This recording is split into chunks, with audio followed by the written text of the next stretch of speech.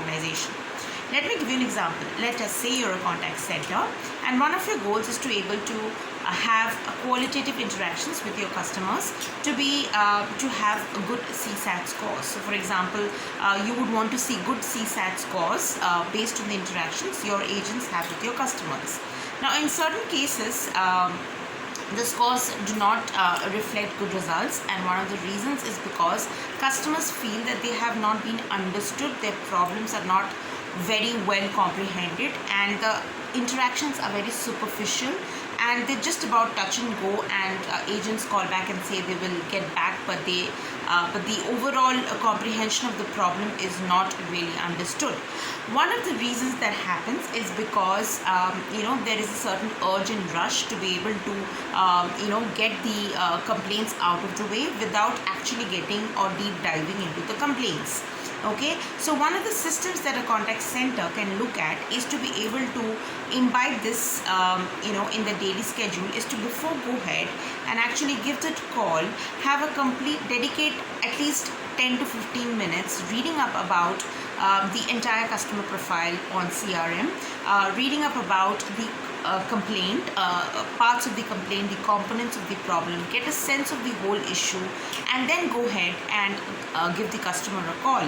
Now it sounds very easy, very simplistic, but trust me, a lot of us may not end up doing it. And there's a reason for that. It is because there can be too many customers, there can be too many complaints, there can be too many things to handle.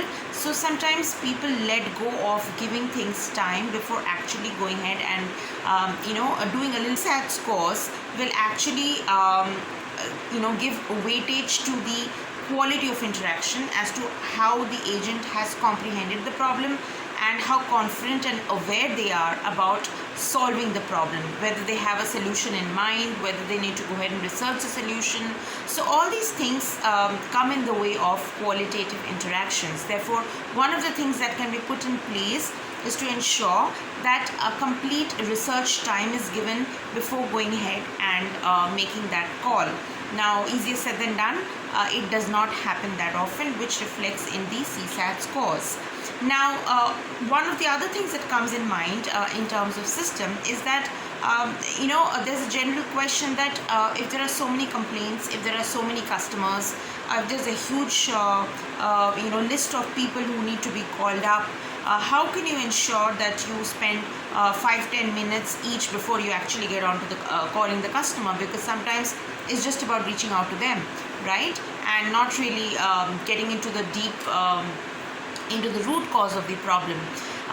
Well, in that case, there has to be some sort of time management that needs to be imbibed in the schedule. So to be able to understand whether it's an urgent or whether it's important, or whether it's non-urgent and non-important. So, while clearing mails, it's important to understand that it should not get into the urgent category. It should be into the, important category rather than urgent, because urgent means it needs to be resolved right away, whereas important is basically, ensuring that the complaints are taken care on a day-to-day basis so that the urgent bucket is actually clear, which is more of time management. So, bringing in the time management factor, bringing in the research factor, combining the two will help you get better CSAT scores, is what I think. If you think otherwise, if you think this does not make sense, or if you think this is something that actually might help, or it rings a bell somewhere, feel free to write in the comment section, and of course go ahead and visit my website